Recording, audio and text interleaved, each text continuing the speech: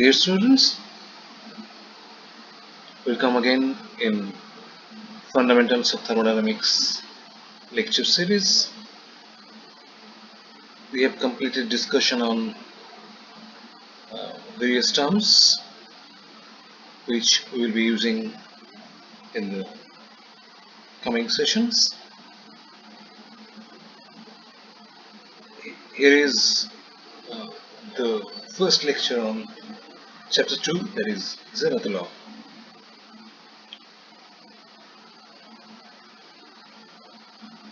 We have discussed about equilibrium, means thermodynamic equilibrium, and what I said is if thermal, mechanical and chemical equilibrium coexist simultaneously, we can say the system will be in thermodynamic equilibrium.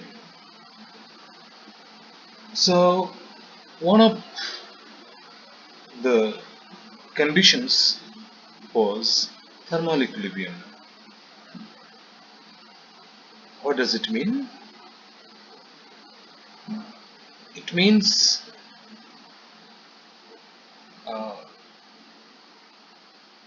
if the bodies which we are talking about have the same temperature, or within a body if there is no temperature difference between or among various points, we can say thermal equilibrium exists there. That means thermal equilibrium is associated with equality of temperature. But you can ask how this term temperature came into picture. See, we are very much familiar with this term temperature because it's a measure of hotness, coldness, etc. But all these are physiological sensations. We express the level of temperature qualitatively with these words like freezing cold, cold, warm, hot, red hot. However, we cannot assign numerical values to temperature based on our sensations alone. Okay, that is why we need to have a proper tool to quantify this parameter, temperature. And all this came into picture from the concept of thermal equilibrium as being explained below.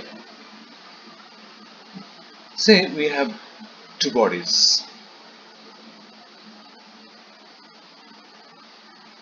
Since we know about temperature now, that is why I am assigning a value of temperature here for our better understanding.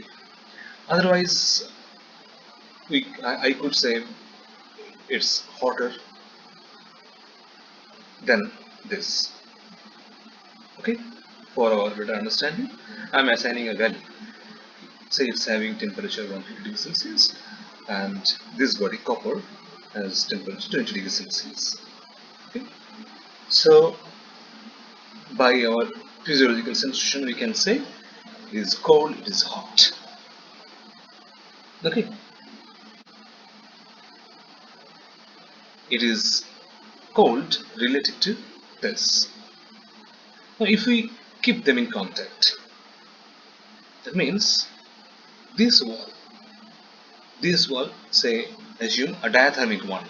Diathermic wall means a wall which allows heat transfer. Okay, heat is transferred from one body to another when there is temperature difference. Okay, since these two bodies have temperature difference, definitely heat will flow, and we know it flows from higher temperature to lower temperature in this direction. But had there been an adiabatic wall, even though there is temperature difference, it wouldn't flow. Okay, adiabatic wall means an wall which doesn't allow any heat transfer.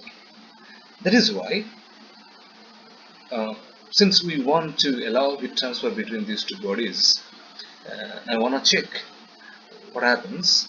That is why we keep them in contact and obviously separated them by a diathermic wall, okay, which will allow heat transfer. And what we want is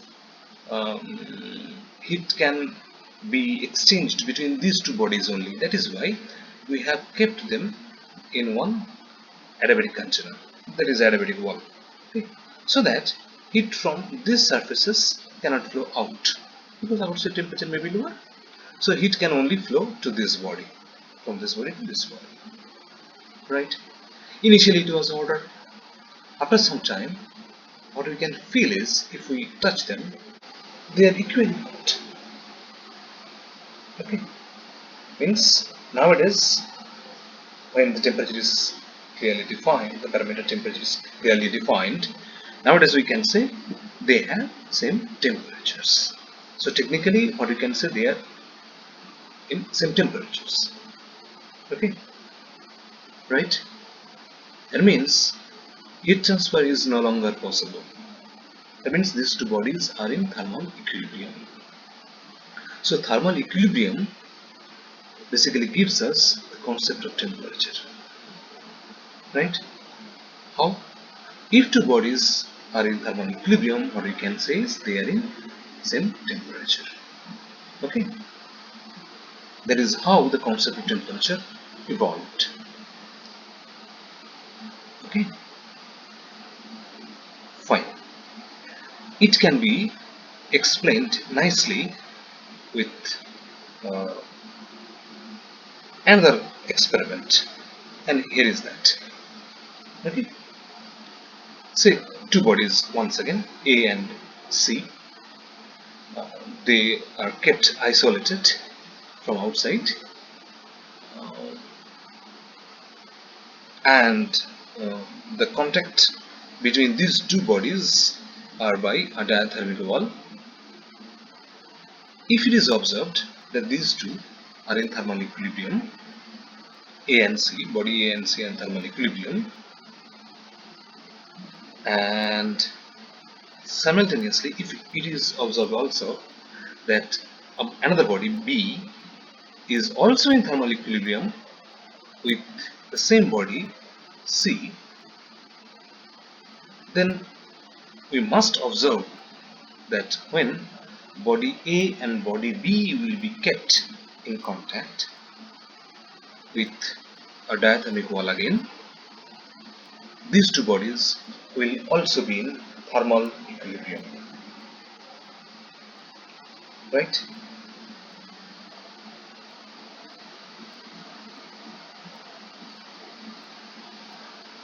So the statement, what we can say after this observation is, if two bodies are in thermal equilibrium with a third body, that is C, they means body A and B are also in thermal equilibrium with each other, right? That is what you observed, and that is a statement. This simple experiment or simple observation was termed as the Zeroth Law of Thermodynamics. Okay, you may get astonished that such a simple statement, okay, how can it be named as a law of thermodynamics? See, now you may feel that, well, this is a simple observation, but it has a huge impact in the study of thermodynamics, in the evolution of the subject thermodynamics. right? And the statement as a law of thermodynamics came after the first law and second law of thermodynamics, right? And logically, what they observed is uh, it should be placed. I mean, this statement should be placed. If we consider it as a law, it should be placed logically before first law. Then definitely uh, it should be named as Zeroth Law. That is why is so named. Whatever, whatever. Uh, you may still ask, or how is it giving the concept of temperature? Yes, for that, now imagine this body C, third body, is nothing but a thermometer, like this. There is object A or body A, and there is a body B, and the third body, that is C, that is nothing but a thermometer. Just assume. And in the statement of Zeroth Law, what we said, if this third body is separately in equilibrium, thermal equilibrium with body A and body B, we can say these two bodies are also in thermal equilibrium. Now you see, body body C is in thermal equilibrium with body A, and it is also in thermal equilibrium with body B. And if we consider body C as a thermometer, then actually what we are saying? Actually, what we are saying is this thermometer reads the same temperature for body A and body B. That is what we actually want to say.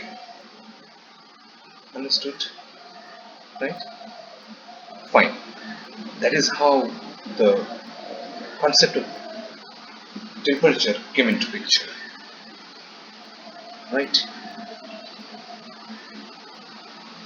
Okay, fine.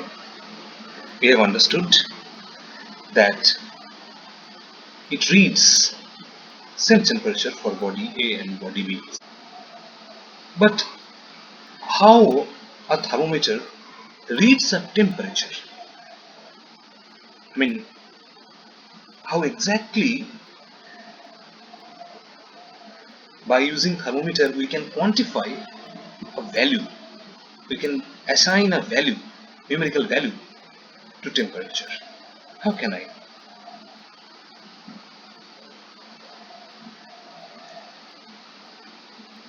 Yes, to assign a value we need to have several steps. What are they? They are as follows. Number one, we need a reference body, and we need certain characteristic of this body, and definitely that certain characteristic should change predictably with temperature. What does it mean? Here, reference body, okay, I can give the example of mercury in glass thermometer. Reference body is that mercury, and the certain characteristic is its length of mercury inside the capillary tube. Okay, and we know its changes, that length changes predictably with temperature. That means for a definite temperature, it will always show a definite length. Okay, for a definite temperature change, the change in length of mercury inside the capillary tube always be same. That means the change in uh, certain characteristic of the reference body always take place very predictably. Okay, that is what we require first. The changes in selected characteristics may be taken as an indication of change in temperature differently. Okay. If a body has some temperature change, if we insert thermometer in two conditions, I mean before change, after change, definitely length of the reference body will change, and that means there is a change in the selected characteristic, that is length here. Not always length, there are various thermometers. In mercury glass thermometer, it is length. So change in selected characteristic length here will be considered as an indication of change in temperature. Understood? Okay. That means by using mercury in glass thermometer, we are actually observing change in length of mercury, or we are basically treating it as an indication of change in temperature. This selected characteristic is known as thermometric property. For mercury in glass thermometer, thermometric property is length, and the reference body is thermometer. Okay. Fine, I have already said this. Now, see, okay, we have understood there is a thermometric property and that will indicate the temperature. Fine. But still, it's not very clear that how a numerical value will be assigned. Who said that this temperature is 0 degrees Celsius? This temperature is 100 degrees Celsius? Or this is 32 degree Fahrenheit? Who said? No. This is actually arbitrarily assigned. Okay. For that, we need some reference point or points. After that, we can read any temperature. We can assign a numerical value to any temperature based on these reference points. Okay. These reference points were initially chosen as the ice point. Ice point is what? When a mixture of ice and water is in equilibrium with air saturated with vapor at 1 atm pressure. Right? So mixture of ice and water, that is in equilibrium and no change taking place. Right? And what they have assigned is 0 in Celsius scale and 32 assigned for this condition in Fahrenheit scale. Okay? Completely arbitrarily.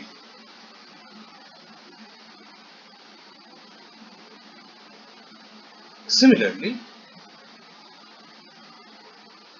there is another reference point, that is steam point. Initially, thermometers were defined using two reference points. 0 assigned to 0, the value 0 is assigned to the ice point in Celsius scale. Steam point, a mixture of liquid water and water vapor. Okay, it is in equilibrium, obviously with no air, in 1 atm pressure once again. In Celsius scale, 100, this value is assigned to this point. In Fahrenheit scale, 212. Right? So we got two temperature scales, right? Where same thermometric property is chosen, two reference points also we have, and reference points are listed here clearly. In Celsius scale, between 2 points, 100 divisions made. Between two divisions in Fahrenheit scale, 100 each divisions are made. Here each division is called 1 degree Celsius. Here each division is called 1 degree Fahrenheit. Okay. Now, if you want to relate these two scales, how can I? This can be done assuming that these two thermometers are inserted to a body with unknown temperature. Okay, and both the thermometers showing this value,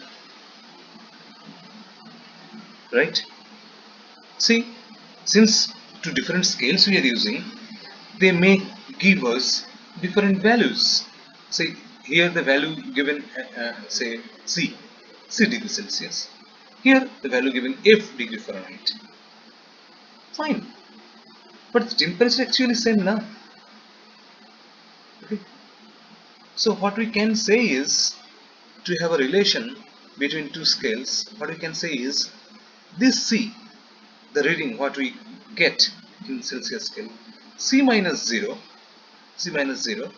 means this division by total number of division between ice point and uh, steam point. This ratio will remain same in Fahrenheit scale as well.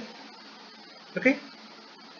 In this case, if this value is F say minus 32 by the total division 212 here by 32. Okay. By some simple manipulation, what you get is C by 5 is equal to minus 32 by 9. Okay. That is how we can relate different scales, temperature scales, or Celsius and Fahrenheit scale. There is a relation what you can get. Okay. There are other scales as well where thermometric properties are different. As here is one ideal gas temperature scale where thermometric property is nothing but pressure. Okay, instead of length in marker in glass thermometer, here is pressure. Here we will observe or we will measure pressure and then we will convert this pressure to a temperature reading. Okay, that is ideal gas temperature scale. Okay. Likewise, there is a long story how it can measure the temperature, what is this experimental setup says. Okay, it can be said, no problem, but keeping uh, the volume of syllabus in mind, I'm skipping this discussion. Okay, if you are interested, you can read your textbook. Here it is nicely written, uh, or we can have a discussion, no problem, if you wish to have it. Fine. So that is ideal temperature scale. Likewise, there are various scales and thermometric properties also different from one from another. Like constant volume gas thermometer scale, what we have just observed, pressure thermometer property. Likewise, constant pressure gas thermometer, volume is the thermometric property. Electrical resistance thermometric property. In case of thermocouple, thermal EMF. Okay, and obviously marking glass thermometer. Length is thermometric property. Fine. Just for information, I have said all these things. From the concept of uh, ideal gas temperature scale, uh, they developed the concept of another temperature scale, that is absolute gas temperature scale, uh, where the value 0 is assigned to a temperature which corresponds to absolute zero pressure. In Celsius scale, the value is minus 273.15 degrees Celsius, but in this scale, which named after the scientist Kelvin, uh, the value 0 is assigned that is 0 Kelvin. So the relation between these two scale is as follows: T Kelvin is equal to T degree Celsius plus 270.15. Okay. Once again, there's a long story how this value is obtained from ideal gas temperature scale. Okay, I'm skipping all this.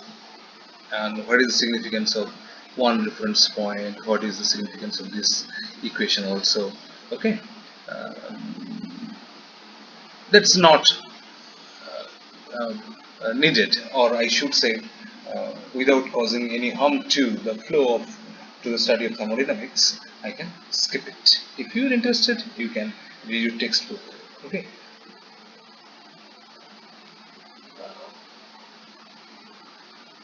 Now, there's some problems. There are some problems in absolute gas temperature scale, and that is, it cannot be used for very low temperature since the gas may get condensed, and it is also very inappropriate at very high temperatures because of ionization. Okay. Uh, that is why we need scale which is independent of these properties. Okay, properties of any substances, and that scale is thermodynamic temperature scale. Okay, because in thermodynamics it is very desirable to have a temperature scale that is independent of the properties of any substance or substances. Okay.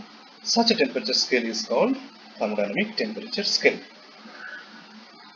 which is actually developed later in conjunction with second law of thermodynamics, right?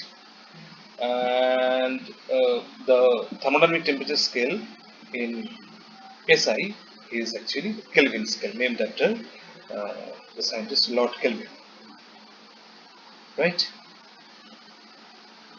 Uh, mm, Here we won't use the symbol degree Kelvin.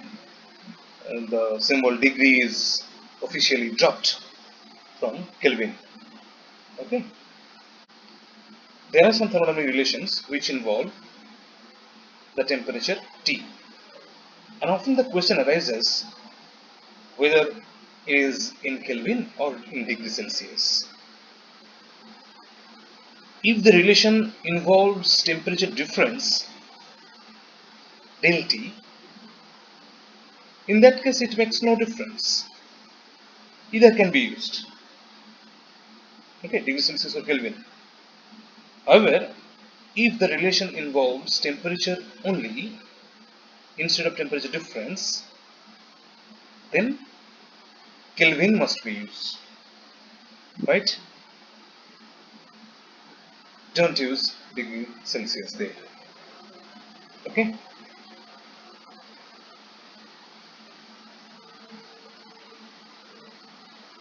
As it is said here, if we talk about difference, they are same, but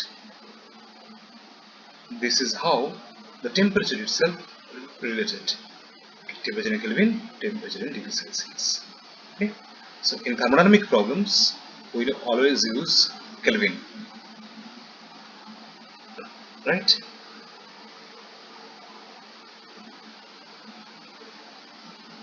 Now we talk about pressure. Um, like temperature, this is another important property in the study of thermodynamics. Therefore, we must have clear idea about its unit which are commonly in use. Pressure is what? Pressure is the normal force exerted by a fluid per unit area. Okay, maybe gas or liquid. In SI system, Pascal is a unit which is commonly used as a unit of pressure. That is, Newton per meter square, as it is written here. Sometimes we also use the term bar, megapascal, kilopascal, atm, kg per centimeter square. So we must know the relation between or else amongst them. Bar is 10 to the power 5 Pascal. 1 bar is 10 to the 5. And mega means, I said earlier, mega means 10 to the power 6. So definitely 1 megapascal is 10 bar, right? And 10 to the power 6 Pascal, right? So definitely, since kilo is 10 to the power 3, that means 1 megapascal means 1000 kPa, and 1 bar is 100 kPa. That is very important relation. We often need this. 1 bar is equal to 100 kPa, because K means kilo, bar is 10 to the 5, kilo means 10 to the 3, so definitely 1 bar is 10 to the 100 kPa. Okay, please remember. 1 atm means 1 atmospheric pressure. Okay, in Pascal that is 101325 Pascal. That means in bar 1.01325 bars. Okay. Another unit commonly used in industry, there is 1 kg per centimeter square.